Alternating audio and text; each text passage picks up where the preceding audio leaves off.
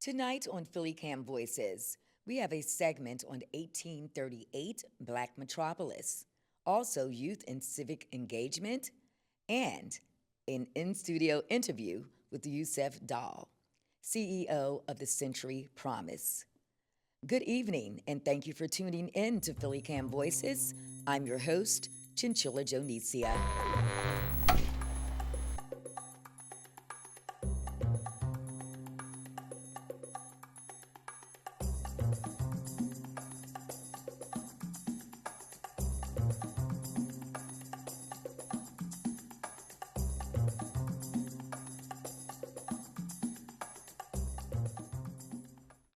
Tonight, we begin with a segment from community reporter Shamel Jordan, who spoke to Machiko Quinones and Morgan Lloyd from the project 1838 Black Metropolis.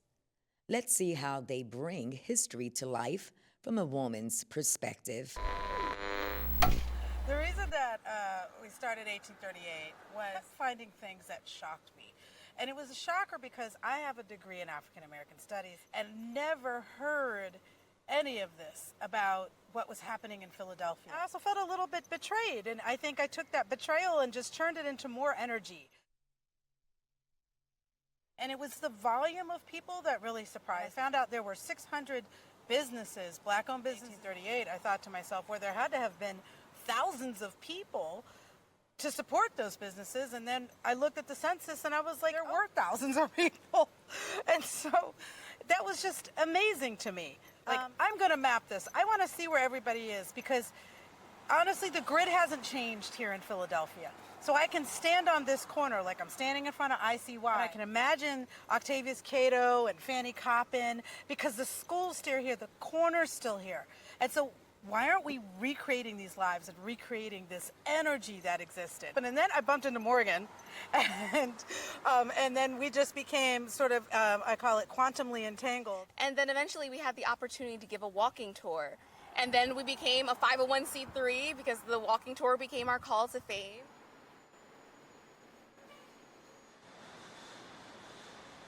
I suggested that Morgan and Machiko take the research that they had been doing and breathe it into a tour. Documents are incredible, but you need storytellers and you need analysts. We decided to do a women's tour, because we have some heavy hitters in one neighborhood. They are all walking distance from each other. We realized that, Fanny Coppin was here at ICY. I'm looking at Frances Ellen Watkins Harper's house, and then around the corner, there's the two Rebeccas, and then there's Elizabeth Taylor Greenfield, and we were like, oh, this is a black woman's enclave, okay? So this is a tour.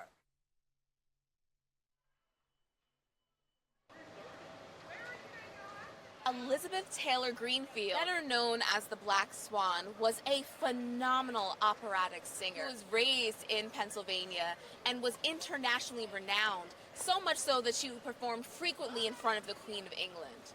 Now, the trick to the Black Swan story is that she wasn't always free to be her most extravagant self. Once upon a time, she was actually enslaved in her very early formative years underneath a Quaker woman. Eventually, within her emancipation, she made a name for herself here in Philly and in the region. We're standing in front of what is currently called Waters AME, but this church has been here since 1845.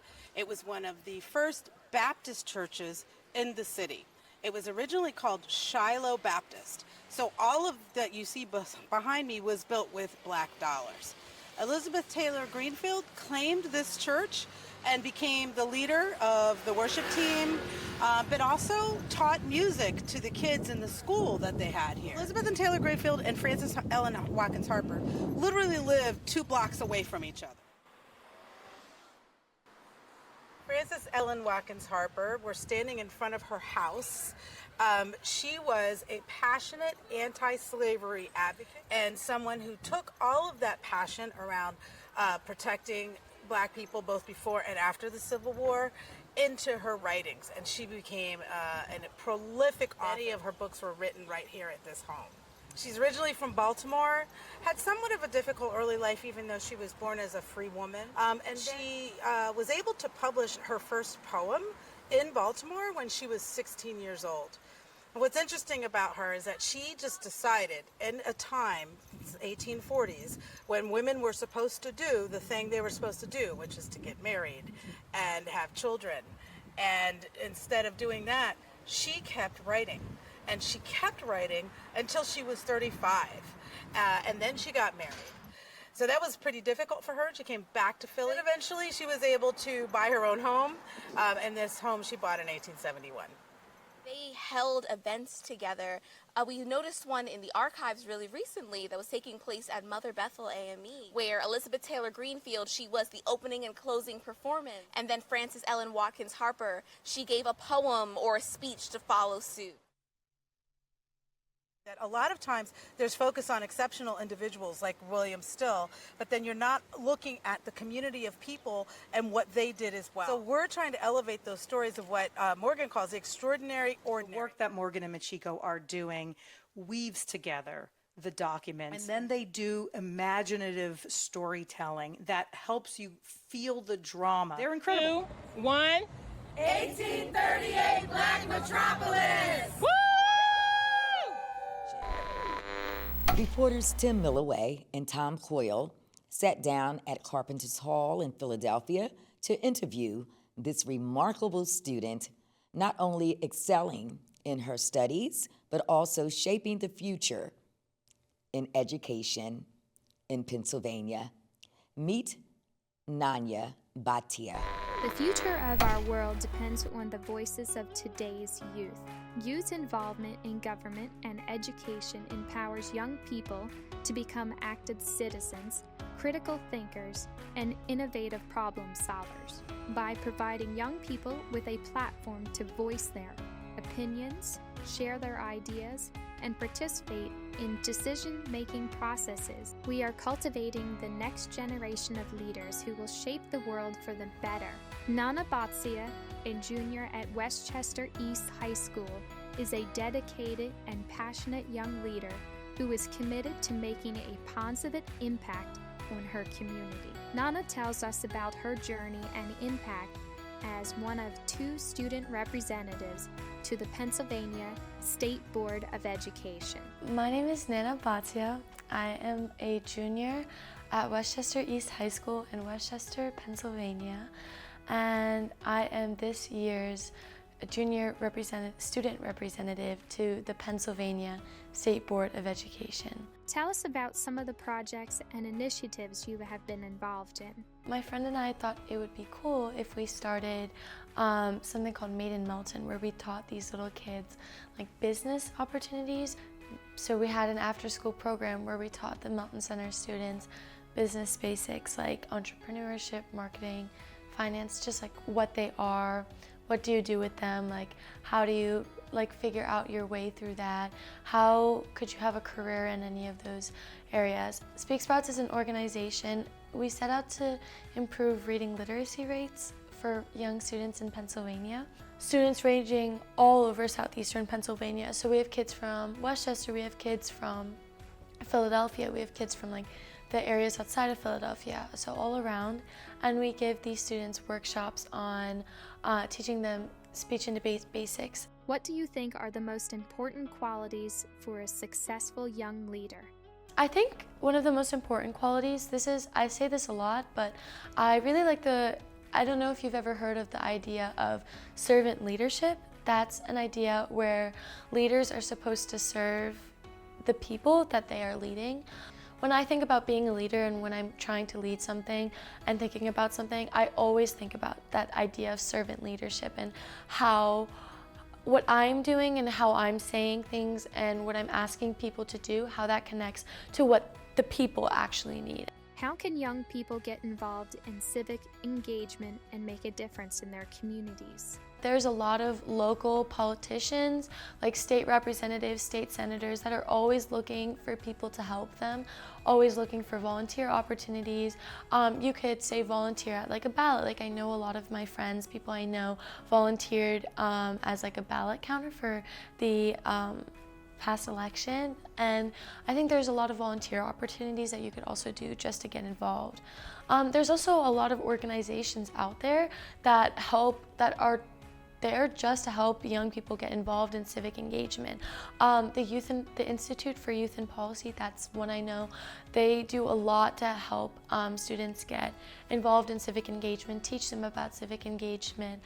Tell me about the process of getting on this Pennsylvania State Board of Education. So they have an application on their website.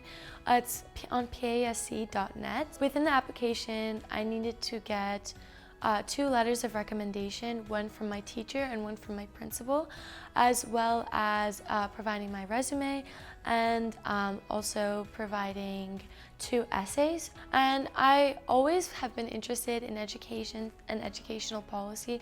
I think that's one of the things that I'm the most passionate about. So when I saw that online, I thought I might as well apply. Even if I don't get it, I might as well try for it and see if this is something that I would be good for, if this is something that I'm interested in. One of the most important student issues discussed at the Pennsylvania State Board of Education. Students are very passionate, first about mental health. We do talk a lot about mental health. I think it is one of the most important topics right now in education. There's a lot of new initiatives constantly being produced by various school districts around Pennsylvania, and we talk about which ones are effective, which ones aren't, which ones there could be more done with that. Another thing is school safety.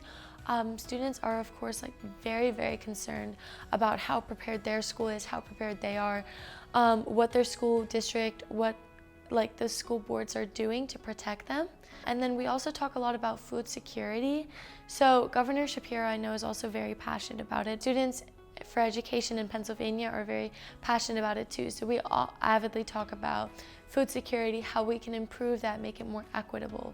And then of course we talk about the language, translational and cultural services. I'm very interested in the language and translational rights of immigrant students because of the work I've done at the Mountain Center, which I mentioned previously. So a lot of the students at the Mountain Center, English is not their first language.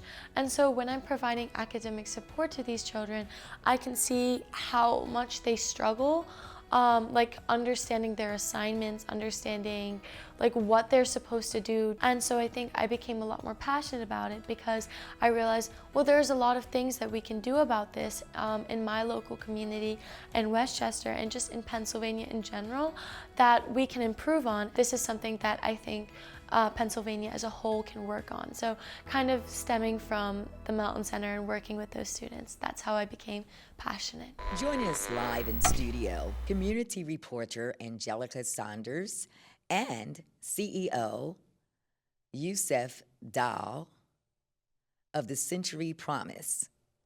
He's also co-founder of the Real Estate Lab in Allentown, PA. He's also the leading state and national efforts to repeal the Thurman Amendment legislation. That legislation creates lifelong housing barriers for individuals with drug distribution convictions. Thank you for joining us. Hi, Yusef. Thank you so much for joining us. Thank you for having me. Thanks for coming down from Allentown to talk to us more about the Thurman Amendment. As Chinchilla said, it's legislation that creates lifelong barriers for individuals with drug distribution convictions. So I want to know a lot more about it and about work that's being done to reduce barriers. And so if you could start by telling me more about the Thurman Amendment, what is it and what impact does it have on our communities? Yeah, thank you for that question. And there's 2 important pieces for us to disentangle as we talk about the Thurman Amendment. The first is, what is this piece of legislation? And then secondly, what does it actually mean to have a drug distribution conviction? Because we oftentimes conjure up certain images in our mind when we hear about that type of conviction, but the reality is it turns out to paint a very different picture. So the Thurman Amendment is a piece of legislation that was introduced in 1988 as part of the Fair Housing Amendments Act. And with the introduction of this amendment, Strom Thurmond essentially removed fair housing protections for life only for individuals with a drug distribution conviction as a collateral consequence. So what is it about drug convictions versus other convictions with this piece of legislation or with this amendment? Well, the reality is that the Thurman Amendment was never about policy. It was never about keeping communities safe. It was never about reducing, the consumption or the distribution of drugs. It was all about politics. And if anyone is old enough to remember the late 1980s, there were few issues that had the political capital of drug-related issues and being tough on drugs. And so that's the only reasonable explanation to understand how this particular amendment, which ostensibly is designed to, again, keep communities safe, to protect tenants, to protect landlords, only targets this very niche group of people with this particular conviction. So like you said, it targets a very niche group, right? So what impact does it have on formerly incarcerated people with this particular conviction? And then a second part to that is, what impact does it have on their families and in their communities? Well, first, when we think about who has been convicted of drug distribution, so I've done a lot of work nationally, but also in the Commonwealth to understand who exactly has this conviction. And what I have found, so first of all, there's over 70,000 individuals and families who are impacted by the Thurman Amendment in the Commonwealth. Okay, in Pennsylvania. In Pennsylvania. Okay. Nationally, it's over 5 million people. Over half of the people with a distribution conviction in Pennsylvania never go to prison.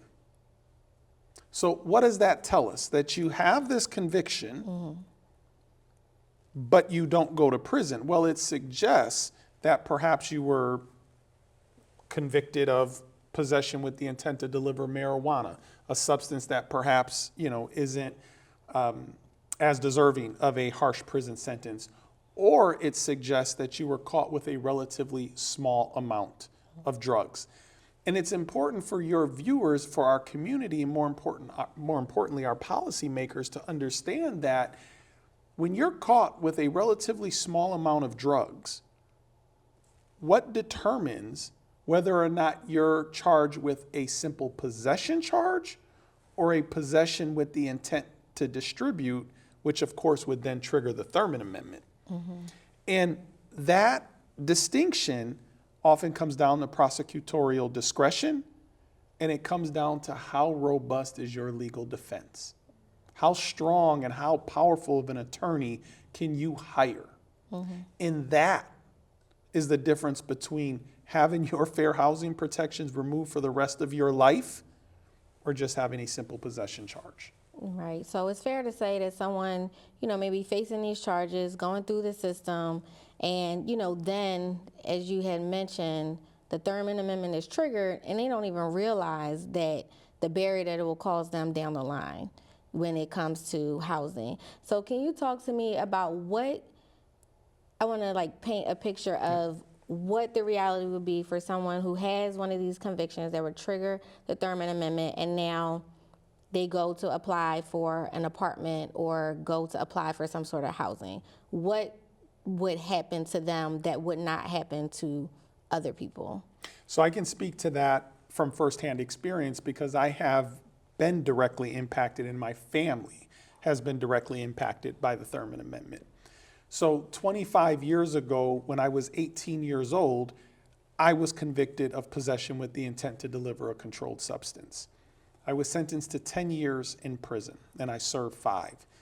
And it's interesting because you made a point earlier, which is that most people aren't aware that as a result of that conviction, you have now lost your fair housing protections. I would argue, and this is based on conversations I've had across the country, most judges and prosecutors don't know that as a result of this conviction, you lose your fair housing protections for life. So in the ensuing 25 years since my incarceration, I've been incredibly fortunate. I've had the great privilege to have a successful career as a software developer. I've worked as a programmer on 3 continents. I've had fellowships from organizations like Google and Tata Consultancy Services. And when I was 32 years old, I had the great privilege of attending Princeton University on a full scholarship. After my graduation from graduate school, we were recruited, or I was recruited, my family came with me to lead an organization in Allentown, Pennsylvania. And, I have a daughter who is a high schooler, and, at the time she was a rising ninth grader. And so as you can imagine, her education and going to a school that was the right fit for her was of paramount importance for our family. And so, not only is she a good student, she's a standout tennis player. And, as a young lady, a lot of her self-confidence comes from what she's able to do on the court. And so we wanted a school that would not only give her a good education, but also a great athletic experience. And so we zeroed in on a particular community. I found a townhome that would meet our needs, and I filled out an application, never thinking in a million years that I would be judged solely on a decision that I made 25 years ago. And the end result was that 25 years of hard work, of professional and financial responsibility meant nothing. My income meant nothing. My credit score meant nothing. My rental history meant nothing. The only factor that was considered and that resulted in my family not being able to live where we wanted was my distribution conviction from when I was 18 years old. 25 years ago, you said? Well, 25 years before you had applied, you said, right? Well, I know I look young, but yes, because my hair is gone and I'm a lot heavier. But yes, when I was 18 years old, that is when that conviction happened. And in the ensuing 25 years, I've had absolutely zero involvement with the criminal legal system. Well, first of all, thank you for sharing your personal story, right? I do want to hear a little bit more about how that impacts your work in this space, but I want to understand how that impacted your family in those moments when this decision came back to you. Yes, when I got the news that we were not allowed to occupy this particular townhome, after the anger assuaged and I had calmed down from that housing denial, I had to turn to how I was going to have this conversation with my family. And, I have a teenage daughter. She's already kind of rough on me, just being a teenage girl. But, thinking about how do I go to her and say, hey, that school you wanted to attend, that home that we toured and all agreed would meet the needs of our family, we can't live there because of something I did 25 years ago. It was a really tough conversation to have. There was a certain amount of embarrassment. There was a certain amount of shame. And not just shame because of a poor decision I made 25 years ago. I take full responsibility for that decision. And I think the work that I have done in my community, certainly I've tried to atone for that decision. And I'm very proud of the work that I've done in my community. And maybe we'll get to talking about what I've done to, actually serve as a trade association president and operate a successful property management company in Milwaukee. But the fact was, I now had to tell my family that their opportunities were limited because of something their father had done. And so it was a really tough conversation. And it also, for me, was a reminder that as great as our society and country is, look, I've had tremendous opportunity, and I don't want any viewer of this program to feel sorry for me or my family, because we have been incredibly fortunate. But the fact of the matter is, we have a system that is constructed so that you can be perpetually judged by the worst thing that you have ever done. Like, there truly is no moment of redemption. There is nothing you can do if you have a drug distribution conviction. I don't care if you become a successful business person, a government leader, you graduate from an Ivy League university. There is nothing that is humanly possible for you to earn redemption and to have the ability to live where you want, not where you are allowed.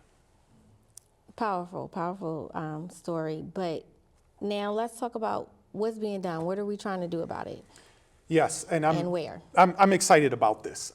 We are taking head on Strom Thurmond's housing legacy, and I think it's important for your viewers, if they don't know who Strom Thurmond is, they should do a Google search.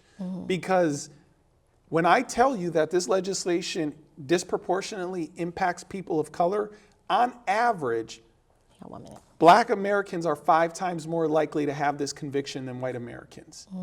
And I don't think that's by accident if you know Strom Thurmond's legacy.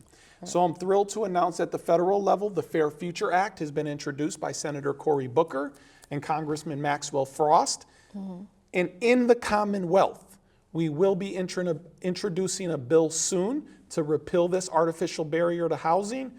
This bill has tremendous support from Representative Josh Siegel. We're working with Chairman Jordan Harris and a lot of legislators in Pennsylvania to ensure that folks have options to live where they want after they've paid their debt to society. Well, I'm looking forward to that work being done, and looks like we have to have a part 2 of this conversation. Would love to have it, and if any of your viewers are interested in learning more, they should contact me. We're building an exciting coalition that consists of policymakers, industry leaders, advocates. We are going to remove this artificial barrier to housing and restore opportunity for folks in the Commonwealth and across the country. Thank you so much, Yusuf. Thanks for joining me. Thank you for having me. Absolutely. Thank you for tuning in to this episode of PhillyCAM Voices. You can also watch our show on YouTube and Roku, and follow us on Facebook and Instagram. We'll see you next time.